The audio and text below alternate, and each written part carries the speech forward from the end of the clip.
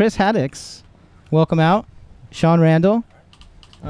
Thank you, gentlemen. Thank you. Thank you guys so much for being on. Yeah, cool. Cheers. Yeah, welcome. Good to see you. Thanks for having us. Very cool. Yeah. So part of wanting to do the show originally was, hey, let's make some music and let's show some artist work and contextualize things and decontextualize things and get in and out of certain ideas and present them through arts and music is what I was thinking. But then I thought it'd be great if we had actually a real kind of solid journalistic segment each time where we could talk about something real world politics, real world tech and culture and such. And you suggested that it would be a good idea to bring you guys on the show and talk. So. Well, there's a lot going on in the world right now that could probably help some people to understand what's going on out there if we talk about it. Yeah, and even myself, every time I look into it, I'm like, man, there's just so much that I don't know. And having these big conversations, I feel, is kind of it's always been really a way of sharing information, but doing it this way where I'm actually talking and getting information directly from people and then sharing that online, I think is kind of a cool thing to do. And not only that, just like being able to compress things and have people's specific opinions and everything in there. But yeah, like as you say, so much is going on in the world. So much. It's overwhelming sometimes. So I think I'd like to jump off of what you were saying about framing, because so much of what's happening out in the world is dependent on our own framing and our own perspective and our own points of view on what we're taking. And a lot of what we see in mainstream media, or let's face it, any kind of media, alternative media, is dependent on a single frame, on a single perspective. You get to see a point of view, and there is a selective image and a story that's told within that point of view, but there's also what's happening outside of that frame as well. So, if we think about what's happening, the biggest story right now in terms of international politics with the Egyptian revolution. Disputed term. Right. Well, ongoing revolution. That's what I'm going to say, because if you look at it, some people are calling it a revolution, others are calling it a coup, and still others, purport that it's just growing pains within a continuing revolution that hasn't fulfilled itself yet. So,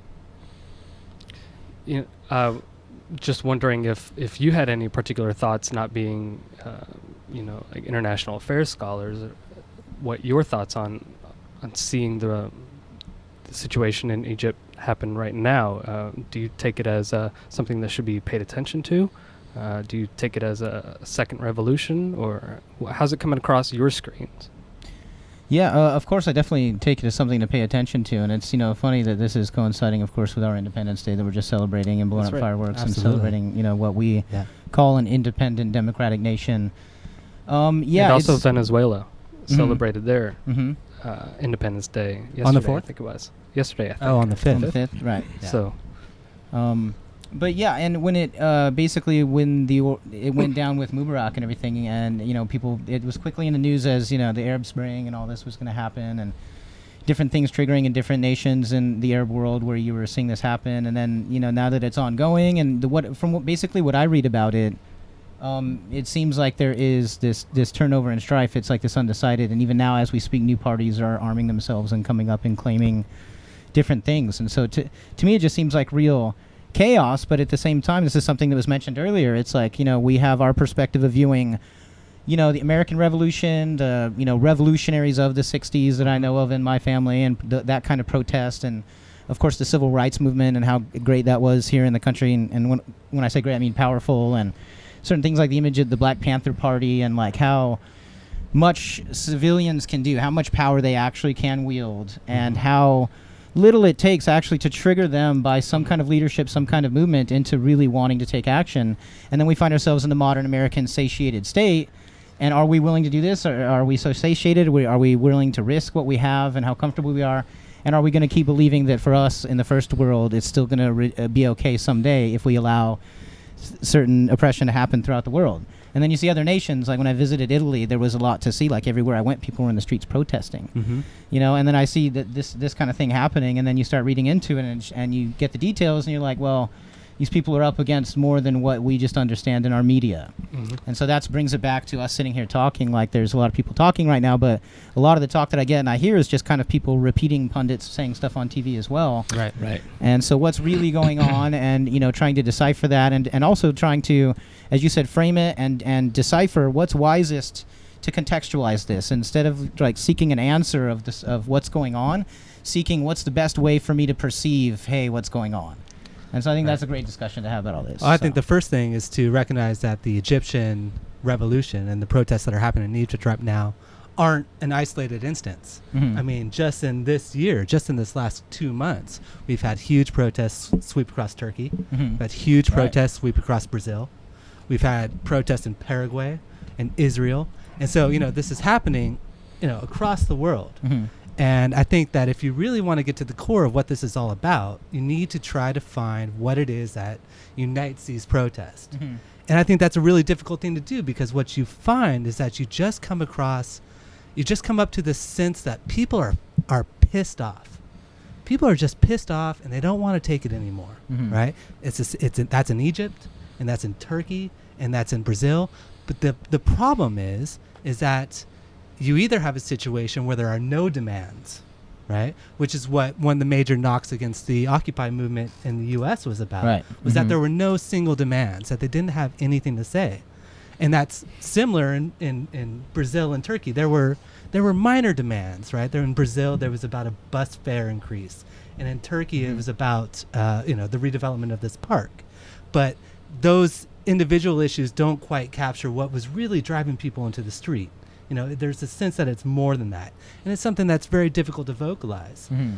But the problem that you see in Egypt is that you have one demand, right? In both cases, you have the demand that Mubarak leave and Morsi leave. Mhm. And I think that there's a real interesting tension there between, having no demands and having this one demand.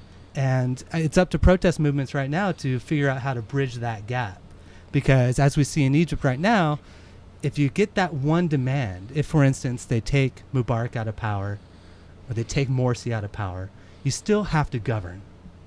You still have to figure out how to... Which is what the military there is doing now, right? In Egypt, ostensibly. right? Ostensibly. Mhm. But you still have to make sure that the lights are going to be on, Mhm. and the trash is going to be picked up, right? And all this other kind of stuff. And in the cases of Turkey and Brazil, in my opinion, that, same thing. You have one demand, and it's not nearly the same thing in Brazil and Turkey as it was Egypt. It was a much smaller demand. But once they accomplish this one demand, there's still this continuing sense of dissatisfaction with the government. And so even today, there was protests in Turkey that featured tear gas being shot into the crowds, right? And there's a sense that maybe those had been tamped down, but just agreeing not to redevelop a single park in Turkey, right, isn't going to ease the minds of the millions of people that took to the streets. Mhm. The underlying aspect for both of those, whether you have a single demand or multiple demands, though, is that there's something greater underlying those demands. It's usually tied to economic factors. And so then I caution that we should take a longer term perspective on everything that's happening around the world in the past couple of years, and even probably extend it back to the anti-globalization protests that really got into the limelight in 1999 with the Battle of Seattle. To an extent, we're seeing a global revolutionary movement based on economic factors, mostly based on inequality and disparities between the ever-increasing wealthy and everybody else, who either stagnates or diminishes in their own personal wealth. Revolutions don't happen overnight. They don't happen overnight in any country. They don't happen overnight in Egypt, both times, Tunisia, you name them. There's a build-up to it, and if you think about the successful revolutions, be they the Orange Revolutions, the American Revolution, the French Revolutions, the revolutions that do institute a legitimate change in power structure take years. And what we're seeing right now is maybe a revolution on a global scale that has underpinnings going back to the late 1990s that are just starting to manifest themselves, thank goodness, to worldwide, the internet making revolution visible at our fingertips. This is the flip side of the prosperity that was wrought by globalization. Globalization lifted a lot of people around the world into middle class status, or at least led them to aspire to middle class status. But there's a flip side to that. There's there's a communication amongst activists and rebels around the world as well that are going to fight this, what they see as the inequalities that are wrought by globalization. And then you're going to have issues with people that are aspire to be middle class but find that the corruption and ineptitude of the governments that are in place wherever they may be living, whether it be Egypt or Turkey or Brazil, wherever it might be, are really that barrier to prevent them. But these two things happen on different levels. You have people that are protesting to be middle class, and this is happening. And then you have people that are truly revolutionary and are looking to actually, overturn the status quo, the capitalist status quo as it exists, globally. Mm-hmm. And,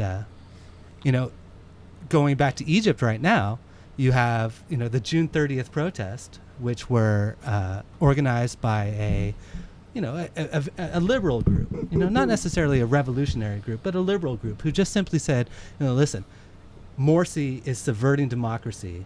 He was a democratically elected leader, but, his actions are subverting democracy. Mm-hmm. And what we want to do is take to the streets to reinstitute liberal democracy, right? But there were, there's continuing in Egypt, from the beginnings of Tahrir Square in 2011 through now, there's a true revolutionary movement as well that's saying, listen, what we're looking for in Egypt is not, some kind of entree into the, the global capitalist class, right? Mm-hmm. But maybe something different. Maybe something, maybe this is an opportunity to really put something different in there. And, I think that there's a lot that remains to be seen in Egypt about which way this is going to go. Maybe you see reflections of that in what's happening with South America, going back to Chavez taking power, and Latin American states trying to work together to form, and Latin American people trying to work together to form something within their own continent that acts with and in parallel to the global system. You can't exactly ignore what's happening in the rest of the world, especially in terms of trade and interconnectivity, but there is something that you can do that's more homegrown and contained and, more of an act kind of local nature geographically that, divorces yourself from like the International Monetary Fund, the World Trade Organization. It doesn't subscribe to those rules. Non-aligned states. And, and this is, this touches on the Edward Snowden issue, right? Mm-hmm. Here we have, he's being offered asylum from Venezuela and Nicaragua. And these are two states that want to, establish their bona fides as an anti-American front. And, this has a lot of cachet around the world. And, that's something that needs to be taken into account. Mm-hmm. So. Yeah. And the losing of credibility worldwide and in every nation's newspapers. Well, and that was how a, people, that was a major feature of these Egyptian protests, Mhm. was that they, the people in Tahrir Square starting on June 30th, they were of a very, strong, if not anti-American, we'll say, very critical of the American support of Morsi, Mhm. right? And they said, they thought that it was the support of an Islamic dictatorship that best fit the U.S. purposes, right? And But this is a symptom of increasingly delegitimized America. Yeah, well, and then in history, if you think about the history of Iran or something, I mean, it's not the first time where we've put our foot down and supported somebody there, of course, for access and resource, and then to have the people see it in a different light that our media says, oh, why are they looking at it this way? So I mean, there's warrant for that, right? I mean, be suspicious and. Say so. Also back, Shaun, to something that you were saying just about pragmatism. So what would you recommend as you're talking about like pragmatism on a local level? And so obviously for me, number one is trying to understand these situations more. And like I said, having talks like this and having you guys here is great for that. But Do you have any resources for something like that? I mean, what would you, if other people are out there like thinking the same thing, that might be a good time to talk about the mantle, right? Or yeah, I think the mantle is just one element of this sort of parallel movement of media outlets popping up here and there, trying to present a voice that isn't represented because of a conglomeration of media outlets and voices in the United States, for example. If you're going to get an opinion on what's happening in the Middle East, it's generally going to come from somebody who's based in Washington, D.C. or New York City, Council on Foreign Relations, Right. or some similar organization, a think tank. But certainly filtered. Exactly. And it toes a line that is accepted. It's pro-capitalist, or it's pro-free market, or it's pro-American. It's an outward-looking opinion that we get in the United States. But now with the rise of the internet and the flexibility to seek voices from around the world, I certainly recommend checking out outlets that mostly appear online. And you can, from finding alternative media outlets in the United States is one thing, but now we can start to see information translated from native languages and start to get people's voices from in country. So that's one thing that the mantle does. Yeah. So, for example, when Sudan was going through its referendum recently to whether or not it wanted to separate into two countries, Sudan and South Sudan, you could read in the New York Times and Washington Post a lot of opinions from so-called African experts, but the mantle reached out to Sudanese and asked for their opinion on what was happening on the ground there. So did you find just to ask you quick, did you find a big difference between what was being said here and what was being said what you find there on that particular issue? What you find is a more human element, Right? because what you start to read in the newspapers, and they have to be short at 850 words or so, or on CNN they have to be a minute and a half clip if they are covering an international issue. What you start to get is a real personal human element to what's happening and how the politics is affecting personal lives, Right. and which helps, But I mean, in the end, decision making. isn't that what politics is all about? Is our personal lives? Yes. It is, but the powers that be like to centralize that control. Absolutely. Well, we at the Mantle published an essay that was written by one of the young men that took part in the Turkish protests, and he was a 25-year-old teacher, and he was never particularly political before the protests erupted, over the redevelopment of Gezi Park. And he wrote this very personal kind of reflective essay on why he was there. And it wasn't, it was exactly what you would expect to hear from some young person who is struggling to find their way in this world. The same that you would hear about folks here, Right. or anywhere around the country. It's just that very same thing. And I think what was interesting, especially about his essay, was that he said that he was trying to live the life that was in line with Western standards, right? That he liked to have a beer every once in a while. He wasn't particularly religious, right? And in fact, he had been brought up in Turkey, who was all this for the last dozen years trying to get into the EU. He was brought up with the idea that this is how we want to be living, and to grow up and find that in fact he was being in his opinion he was being somewhat repressed by the government for being Western and liberal and secular. And but it was just a very personal account, and that's not something that you're going to find in the Absolutely. mainstream. And this was his first protest, I think. Right? First protest, first time he's ever written anything. It was we reached out to folks in Turkey that might read the Mantle, and he sent us this manuscript, and we worked with them back and forth and put it up, and in fact it got a lot of play, and a lot of people that a lot of of our Turkish readers, reached out to us and wrote comments on the blog that said, this is really expressing exactly how I feel right now. This is, cool. he took the words from my mouth, and we found him via Facebook. Yeah. So just put a call out. Yeah. And technology, how much it changes today. Journalism is a whole new thing, right? And like you say, if it really is a global movement, it'll be on these people sharing like you said, a personal story, and that's what's going to be most impactful. That's actually the opposite, the antidote to what we get from the big newspapers and the big media outlets. Is we get the very opposite of the personal story. It's just summed up in some quotes of math and some random photos of a crowd you don't know and someone's assumption and etc. But that's the thing now with the technology, like Facebook, or how quick you get the news on Twitter before you can get it through another official outlet. It's really coming down to the people really sharing, the kind of their personal experiences again. And, I can see in something like that where technology could really bring about kind of the cliche of the global community, like, where we could all be connected in that way, where globalism means something other than economic globalism, where it's, some sort of cultural globalism, where we're all tuned into what we're all doing in different countries as young people. And anti-globalization is really a misnomer, because in many things that we enjoy and participate in, we benefit from globalization. And like Shaun was saying earlier, we trace this genealogy back to the anti-globalization movements that started kicking off in Seattle in 1999, and we could trace it all the way through to the Indignados in Spain, and to the the anarchists in Greece. And there's this there's this real cross-pollination that happens.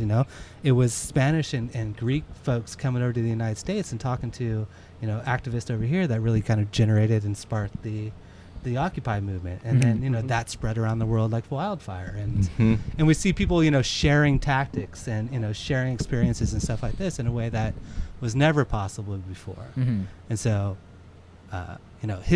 first of all, it just speeds up events so fast that it becomes quite difficult to keep up, right? Because things happen so quickly, and there's such an inundation of news.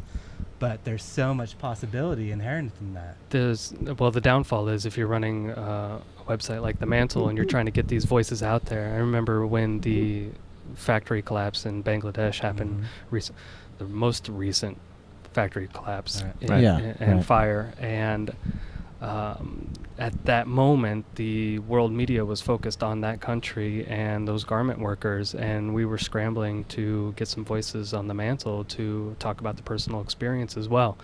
And just when you start to build up momentum to get that voice, boom, something else ignites somewhere else, and all the media attention shifts, and it's just happening all the time everywhere. And I guess that's where becoming an editor shows its shines, because then you have to choose which stories are relevant now, because we are publishing online in that medium, although we do try to publish pieces that are timeless, that you can read them for a year from now and they'd still be relevant for one reason or another, because you can still reflect back on what's happening in your own community. But there's so much happening, it is difficult to keep up with it. And I think that the primary difficulty that we'll just say somebody might have is, how do I keep up with everything? So I mean that's difficult. Adderall. Yeah, and then what do you keep up with? Because there's so much out there that is just really intended to fill up your time and fill up your mind and keep you from thinking about something else. And also, there's a danger that if you are a news junkie, I consider myself something of a news junkie, but I also find myself thinking in these kind of these global terms, these very large terms, thinking in terms of states interacting and, regions interacting. And you begin to lose that personal element, that focus on, the actual individual who's experiencing these things, I mean, I could talk about Egypt and talk about geopolitical strategy and how this is all going to work out. But, really, what's important is what's going on with some Egyptian that's, on the ground right now.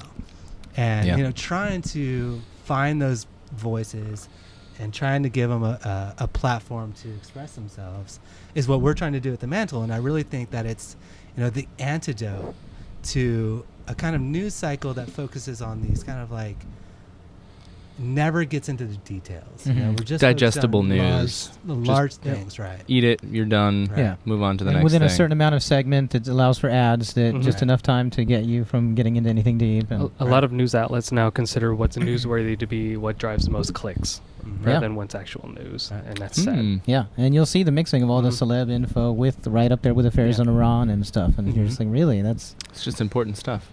Just our important news. Well, I mean, it's also important to determine how it's important, right? Because it's not just the case that knowing news is important or knowing trivia. You know, I mean, it's great if you want to, you know, go on Jeopardy and take home $30,000. It's important, right? But how is the news? Common. How is what's going on in the world really, you know, important to us right now?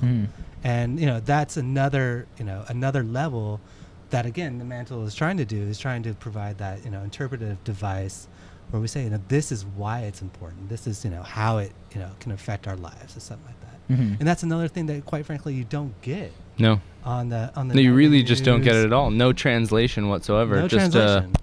Right. Here's the news. I mean, it's like, you know, the cliche is that, you know, we have Americans have the memory of a mouse or something like that. That, you know, the next news cycle, it's a 24-hour news cycle, and so that's the extent of our memory. And you know, right now, you know, some folks are talking about Egypt, but also some folks are talking about, you know, Kim Ye's baby, right? Well, who's that? Well, I'm sorry. Let me school you on current events, right? Kanye and Kim Kardashian had this baby called Northwest. Wow, I thought that was a joke. Yeah, no, but you know, that's you know, that's neither here nor there. Is that like a treasure map somehow? Yeah. Like, is that an actual thing? So you go northwest first. Wow. Northwest. Wow. That's great, and that's what I live for. But that drives clicks. It drives clicks. No, true. You know, I was on CNN. Clicks. Sells magazines. One of my friends sent me an email to CNN this week or last week, and it was a clip of the Funny or Die drunk history, and I thought, why in the world is CNN hosting this like Will Ferrell comedy skit? There is a place for drunk history. It's very funny. Keep you glued to their entertaining why is this being hosted on CNN right now? What desperation is driving you to this? But maybe CNN will do a drunk history of the current revolution. Possibly. It's just a cross marketing, you know. Oh. Have an actual anchor on that just does the drunk history, drunk news and drunk history. No, I think that's probably an actual, you know, the act of the media consuming what is being popularized in an alternative media sense, and that's always going to happen. And that's, you know, in a sense why the alternative media is always going to have to change and that's right. push the limit, because they have to be ahead of what's being captured by capitalistic structure. That's what capitalism does. Yeah. Oh, it's very, very, very good at that. That's what they're good at. Yeah. And also to mention, just keep promoting people making their own news, documenting things. You know, everybody's got a camera now, and you see a cop beating somebody up. Like, but as soon as if you're not willing to get involved and stop him, as soon as they get popular enough, film it. You're gonna have, you know, real news sources looking like alternative news sources, like somebody with an iPhone going out and getting news. Mid-grade consumer gear and exactly. That's happening. Devalue all the real news, I guess, as we'll put it. Or co-opting because I don't have television, but every once in a while I find myself on MSNBC.com or CNN.com, and I see news clips of the reporters reading Twitter feeds or reposting Facebook posts. That's right. And also, you know, little Vine videos or videos taken from their iPhone, because it's news. They're farming out the journalism to regular folks. Yeah, and because it's all about content. It's not necessarily what they're talking about. It's collecting content and being able to show content to the world. And now that everybody's making and showing that they're hip and with it. Well, but we've seen this go wrong, like terribly wrong already. You know, there was during the Boston Marathon bombings, there was this situation with CNN host John King, who was getting all this Twitter information live on the air and repeating it as news. Yeah. When we turn into CNN, we tend to think that we're getting some news. Yeah. Right. Not hearsay. And he was just repeating these Twitter feeds and saying, you know, these are happening. It is true. These have been written. It simply turned out that it was false. And this stuff wasn't happening. And then I believe it was only a week after those Boston bombings that the Associated Press Twitter feed was hacked into. And there was a tweet that went up that said that the White House had been attacked. That's right. And the Dow Jones dropped, nearly 1,000. It was 100 points. Immediately. So, some substantial amount. Man, like half the news stories I see, I look into, and I find out it's either blatantly false or it was just hearsay, and somebody was repeating what somebody else said. Yeah.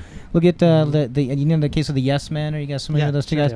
Okay, and so they've changed, the Dow as well, just by going in and making this announcement. That's a real issue, that you find that there's this instability at the very leading edge of the news that has real has the potential to have real economic impact. And it's the Right. most Yeah. powerful resource, basically, that Yeah. the government and the big companies have, right? With the yes men, though, that's actually a more interesting form of protest and sabotage, because that's an actual usurping of corporate power and media power, and it's just a stick in the eye. It's a very wonderful form of Now, protest. and I remember the segment that caused the market movement. It was one of these yes men posing as an executive of a bank in London, I believe. Yeah, it was And for basically giving them, saying that they're Mhm. all vulture capitalists, and they're all looking to. Yeah, and they were Yeah. finally going to come through for the incident where Dow was They're it gonna- Dow Chemical? No, yeah, Yeah, right. Bhopal. Yeah, Bhopal. Is that what it was? They're going to pay Bhopal. I think it was that one. He was announcing that. Yeah, there was a couple different ones in that though. I just It was brilliant, kind of though. saw it recently. But yeah, just bringing up that, and basically, in his own right, a hardcore yet anarchistic journalist going out there and saying, well, this is what one person can expose as truth, Right. and it's not necessarily the standard format on TV. So. Yeah. But tell me also, you guys will come back and visit us again. We're going to wrap up the segment now, but I'd love for you guys to come back and bring new and other issues and I Absolutely. think we'll come back as long as you'll have us. Yeah, we can go all night on. Yeah, cold Very beer in cool. the fridge, right? yeah, exactly. Beer in the fridge and interesting conversation and live music Yeah, too. we is enjoy coming this up. a lot. But if I may suggest to your viewers, we're always welcome to submissions from around the world, from alternative points of view. So check us out, mantlethought.org, and you'll find the submission information if you want to participate in the conversation. Mantlethought.org. Yeah, very cool. And Uh, so people can just send in videos of themselves telling their own story, kind of bios, kind of thing, or Videos. We'll do photo essays. We'll, Send if us you a- want to yeah, stretch your legs send with us an a essay. philosophical essay, we'll Cool. look at that too. Yeah, that sounds We'll great. work with you. I can't wait to check it out. So say again once more the website, Mantlethought.org. MANTLE thought.org. mantlethought.org. Cool. Mantlethought.org. Yeah. Yeah. Mantlethought.org. Great. Shaun Randol and Chris Haddix. Thank you guys very much. Yeah, thanks for coming It's down. my pleasure. Yeah. Thank thanks you, for coming. gentlemen. Cheers. Sean, very cool. Thanks for joining Yep. us, man. Cool. Awesome.